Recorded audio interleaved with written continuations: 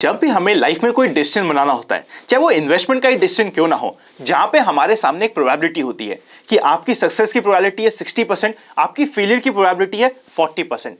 ऐसे हर एक सिचुएशन में हम क्या करते हैं, ये देखने की कोशिश करते हैं कि मेरा दोस्त, मेरा पड़ोसी, मेरा रिश्तेदार, आजू बाजू वाले लोग क्या कर रहे हैं वो जानने की कोशिश करते हैं और उनके अकॉर्डिंग अपना डिसीजन बनाने की कोशिश करते हैं। एक परफेक्ट एग्जांपल लूं, आईपीओ का ही आप एग्जांपल लीजिए। सपोज करते हैं आपको किसी आईपीओ में अप्लाई करना है, आप हमेशा ये देखने की कोशिश करते हैं कि बाकी सारी जनता क्या कर रही है, क्योंकि अगर बाय चांस उस आईपीओ में लॉस हो गया, आप उस समय क्या देखेंगे, वापस से ये देखने की कोशिश करेंगे कि ये जो लॉस हुआ है सिर्फ मुझे ही लॉस हुआ और मैं ही एक फूल बना हूं, या फिर बाकी सभी लोग मेरे साथ में हैं।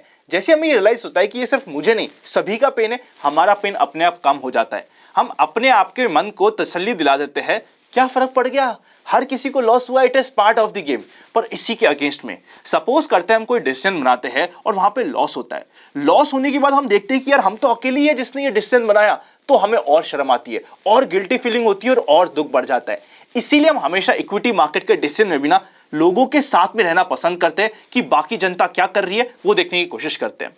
रियलिटी पता है क्या है, इक्विटी मार्केट में मेजॉरिटी जनता गलत होती है। आप माने या ना माने, मेजॉरिटी हमेशा इक्विटी मार्केट में पास्ट के एक्सपीरियंस को देखते हुए गलत होती है।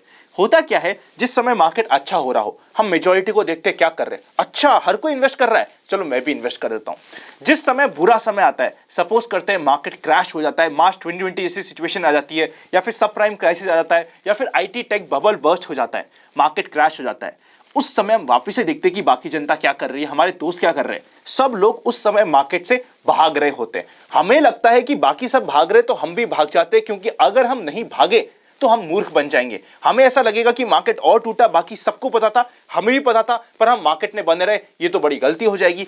इसीलिए हम नॉर्मली जो बाकी सब लोग कर रहे होते हैं उन्हें कॉपी करने की कोशिश करते हैं।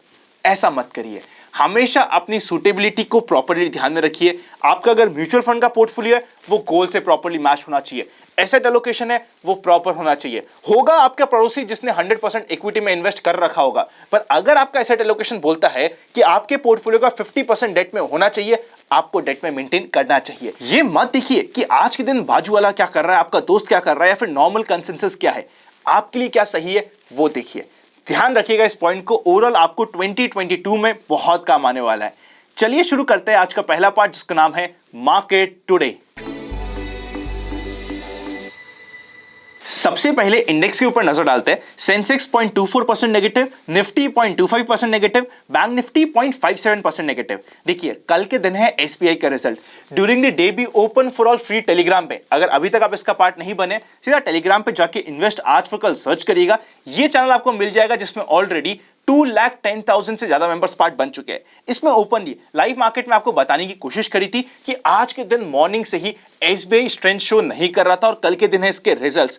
एसबीआई वाज द मेन कारण जिसकी वजह से जिसने कंप्लीट बैंक निफ्टी की वीकनेस को आज के दिन लीड किया। मिड कैप इंडेक्स 0.76% नेगेटिव, उसी के साथ साथ एडवांस लाइन रेशियो पर नजर डाले तो पुअर है। 736 शेयर एडवांस हुए, जिसके अगेंस्ट में 1100 से ऊपर शेयर डिक्लाइन हुए।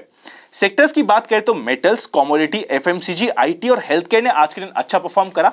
इसके अगेंस्ट में oil and gas, reality, PSU bank के साथ साथ मीडिया और ऑटो आज के दिन प्रेशर में रहे। ऑटो को प्रेशर में रहते हुए एक अच्छा समय हो चुका है, बहुत जल्दी ऑटो को बाउंस बैक करना पड़ेगा, वरना ये डीप प्रेशर में जा सकता है। अगर हम विक्स की बात करें 18.89 पे है, कंफर्टेबल है। निफ्टी के मूवमेंट के ऊपर नजर डालते हैं, मतलब कल के दिन जो हमने रेंज की बात करी थी, मार्केट उसी रेंज में कट कॉपी पेस्ट होता हुआ फंसा रहा। हमारी रेंज की बात हुई थी 17,620, आज का हाई बनता है 17,617 का, और 620 को मार्केट क्रॉस नहीं कर पाता। लोअर साइड में मार्केट जाता है 17,462 का और क्लोजिंग होती है 17,516 की। न्यूट्रल सी, rather neutral to poor closing हम बोल सकते हैं। बट इतनी सी अच्छी बात है कि मार्केट ने किसी तरीके से 17,500 के लेवल को, रेदर 17,475 से लेके 500 के लेवल को सस्टेन कर लिया। अब कुछ इंपॉर्टेंट अपडेट्स की बात करें तो सबसे पहले आईटीसी के रिजल्ट्स आए हैं, जो भी एस्टिमेट है उससे काफी अच्छे रिजल्ट्स आए। और जैसा कि आपको पता है, अच्छे रिजल्ट हमेशा मार्केट में, इस मार्केट में एटलीस्ट इस क्वार्टर में सोल्ड ऑफ हो रहे हैं। वैसा ही कुछ हुआ आईटी के साथ भी। प्रॉफिट आफ्टर टैक्स ग्रू हुआ है 14% ईयर ऑन ईयर बेसिस पे, और रेवेन्यू ग्रू हुआ है 30% से ईयर ऑन ईयर बेसिस में। अदानी पावर के भी रिजल्ट्स आए और प्रॉफिट आफ्टर टैक्स स्टैंड हो रहा है 218 करोड़ पे। उसी के साथ साथ रेवेन्यू डिक्लाइन हुआ है 22.2% से ईयर ऑन ईयर बेसिस पे। चलते हैं नेक्स्ट सेक्शन पे जिसका नाम है एफआईआईज एंड डीआईआईज एक्शन। आज के दिन वापस से एफआईआईज ने 2200 करोड़ के ऊपर की सेल करी है। ऑल्दो डीआईआईज ने 600 करोड़ के आसपास की परचेस करी थी, बट बिकॉज एफआईआईज की सेलिंग का फिगर 1500 करोड़ के ऊपर का है, हमारे लिए कॉशियस पॉइंट बना हुआ है। चलते हैं नेक्स्ट सेक्शन पे जिसका नाम है व्यूअर्स क्वेरी। सबसे पहले मान्यवर के आईपीओ के बारे में चेकआउट करते हैं। क्यूआईबी एनआईआई लास्ट डे पे पता चलेगा। रिटेल कैटेगरी 0.22x सब्सक्राइब हो चुकी है। आज के दिन ग्रे मार्केट प्रीमियम रहा रफली 5% के नीचे का बना हुआ है। रेदर बीच बीच में हम ये भी देख रहे थे कि ग्रे मार्केट में आज के दिन कोई भी काम नहीं हो रहा था एज पर सोर्सेस। अगर मेरे पर्सनल फाइनल ओपिनियन की बात करें तो बिलो एवरेज ही आईपीओ रहने वाला है। ये बहुत अच्छा आईपीओ हो सकता था। एक अच्छी कंपनी है, एक ऐसी कंपनी है जिसे हम डे टू डे लाइफ में यूज करते हैं, बट जिस तरीके से इस कंपनी में ना जिस वैल्यूएशन पे अपना माल बेच के ओनर निकलने की कोशिश कर रहे हैं वो वैल्यूएशन भी ज्यादा है। लिस्टिंग पे हमारे पास ज्यादा स्कोप नहीं छोड़ा है, जिसकी वजह से एक अच्छे खासे आईपीओ की जो मुझे पसंद आ सकता था बिल्कुल भी आज के दिन पसंद नहीं आ रहा है। इसका सबसे मेन दिक्कत है वैल्यूएशन गैप। मतलब ये आईपीओ सबसे पहले पूरा का पूरा ओएफएस है, और अगर हम फाइनेंशियल ईयर 2022 के रेवेन्यू के बेसिस पे पी रेशियो निकालने की कोशिश करें 106 का पी रेशियो निकल के आता है। आई नो यहाँ पे नेट मार्जिन 22% के है, रिटर्न ऑन नेटवर्थ 16.83% के है, बाकी सारी चीजें ठीक है, पर 100 से ऊपर का पी रेशियो फुल्ली प्राइस ये आईपीओ लग रहा है। एग्रेसिव इन्वेस्टर अगर कोई बहुत ही ज्यादा सुपर एग्रेसिव है, एक या दो नाम से अप्लाई करता है, then I feel it is still okay, but ये एक ऐसा आईपीओ जिसे comfortably because of valuation easily avoid किया जा सकता है। ये मेरा पर्सनल ओपिनियन है। आपका क्या ओपिनियन है कमेंट करके मुझे बता दीजिएगा। नेक्स्ट क्वेरी आ रही है कि गोदरेज प्रॉपर्टी आज के दिन 10% डाउन क्यों था। सिंपल सा कारण है, डाउनग्रेड हुआ था इसमें, जिसकी वजह से ये डाउन था। नेक्स्ट क्वेश्चन ये है कि अदानी विल्मर में आपकी क्या स्ट्रैटेजी। देखिए, मुझे 3 अलॉटमेंट मिले हैं टोटल, जिसमें से मैं पर्सनली एटलीस्ट 2 लॉट या फिर 1.5 लॉट तो जैसे ही आईपीओ लिस्ट होगा उसमें प्रॉफिट बुक कर लूंगा। उसके बाद बैलेंस जो लॉट मेरे पास बचता है, मतलब 50% पे, तो इमीडिएट प्रॉफिट बुकिंग।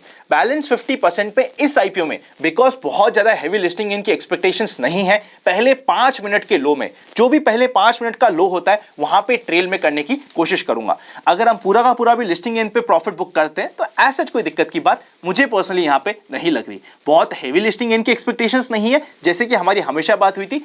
छोटा मोटा लिस्टिंग इन अभी भी इसमें मिलने की पूरी उम्मीद बनी हुई है। लास्ट क्वेश्चन कि एक शेयर है जिसका नाम है बनारस फाइनेंस। अब इसमें लोअर सर्किट पे लोअर सर्किट लगे जा रहा है, मैं क्या करूं। देखिए, जिस समय इसमें अपर सर्किट लगा था उस समय भी तो अंधाधुंध लगा था अपर सर्किट, तो ऑब्वियसली जब लोअर सर्किट लगेगा लंबा लग सकता है। अब आप इसमें कुछ भी नहीं कर सकते। अब ये कंप्लीटली ऑपरेटर या फिर बिग प्लेयर के ऊपर डिपेंड करता है कि वो आपको किस समय एग्जिट देता है। और मेरी विश्वास रखिएगा, जब एग्जिट आपको मिलेगी ना पहले दिन, अगले दिन देखेंगे वापस से स्टॉक आपको अपर सर्किट में मिलेगा। तो अब ये कंप्लीटली ऐसा स्टॉक है जिससे मैं पर्सनली हमेशा कहता हूं दूर रहना चाहिए इस टाइप के स्टॉक से। और भी बहुत सारे फंडामेंटली साउंड स्टॉक्स है जहां पे हमारा काम आराम से हो जाएगा। अब अगर कोई फंस ही चुका है तो वह आपके हाथ में कुछ है नहीं। अब आपके हाथ में कुछ है नहीं तो आप टेंशन लेने से आपको कोई भी फायदा नहीं होने वाला। चलते हैं नेक्स्ट सेक्शन पे जिसका नाम है स्टॉक्स इन फोकस। सबसे पहला स्टॉक इन फोकस जिसे हम टिकटेव ऐप पे चेकआउट करेंगे नाम है टाटा स्टील। अगर ये कभी भी 1170 के लेवल को क्रॉस करके नीचे जाता है तो 1140 के टारगेट के लिए इमीडिएटली 1180 के स्टॉप लॉस से काम कर सकते हैं। शॉर्टिंग कैंडिडेट है, रिजल्ट्स आ चुके हैं, बट स्टिल रिजल्ट्स के बाद सेल ऑफ आने के अभी भी चांसेस बने हुए हैं। लेवल टूट जाए 1170 का, उसके बाद इसमें मेरे अकॉर्डिंग यहां पे एंट्री बन जाती है। नेक्स्ट इंपॉर्टेंट स्टॉक जिसे देखने लायक होगा वो है एसबीआई। अभी ये स्ट्रेंथ शो नहीं कर रहा है। स्टॉक ने एक अच्छा कप का पैटर्न बनाया था, पर टुवर्ड्स द राइट साइड जहां पे हमें वॉल्यूम्स अच्छे मिलने चाहिए, स्पेशली बढ़ने वाले दिन पे, वहां पे वॉल्यूम्स कम है, तो थोड़ा सा ये फॉल्टी पैटर्न हो जाता है। कभी भी अगर ये 525 के लेवल को क्रॉस करके नीचे जाता है तो फर्दर वीकनेस आ सकती है। मैं इसमें शॉर्ट नहीं कर रहा, पर जो मेरी इसमें ट्रेड थी अराउंड 480 490 पे बाय किया था, उसको मैंने आज के दिन ओपनिंग में ही प्रॉफिट बुक कर लिया था। चलते हैं नेक्स्ट सेक्शन पे जिसका नाम है जनरल मार्केट ट्रेंड।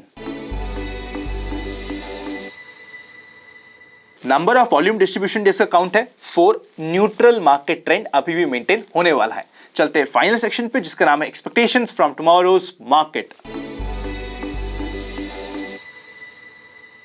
इससे पहले कि हम मंडे की एक्सपेक्टेशंस की बात करें, अगर अभी तक आपके पास डीमैट अकाउंट नहीं है तो डिस्क्रिप्शन में डीमैट अकाउंट ओपनिंग्स आपको मिल जाएंगे। साथ ही साथ प्राइवेट चैनल पर जुड़ने का प्रोसेस भी मिल जाएगा, वरना आप चाहे तो इवन ज्वाइन बटन मेंबरशिप भी कंसीडर कर सकते हैं। मेंबर्स थे और मिड वीक वीडियो नहीं देखा तो कुछ इंटरेस्टिंग आपने छोड़ दिया है। बहुत इंपॉर्टेंट बात थी जो हमने डिस्कस करी थी, जाके चेकआउट जरूर कर लीजिएगा।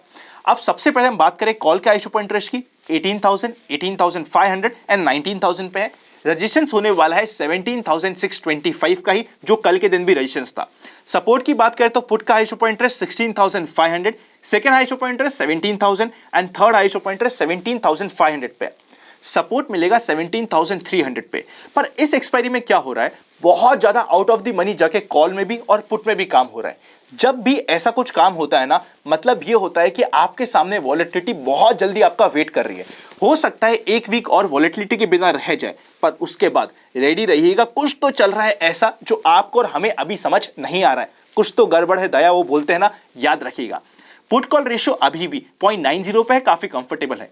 मंडे के मार्केट की बात करें तो अगर मार्केट कभी भी आज के लो को तोड़ता है और नीचे जाता है तो मार्केट में फर्दर वीकनेस आ सकती है, उसको ध्यान रखिएगा। स्टॉक स्पेसिफिक एक्शन कहीं कोई दिक्कत की बात नहीं है। वीडियो अच्छा लगे तो लाइक कर दीजिएगा। Happy learning and I will see you very soon.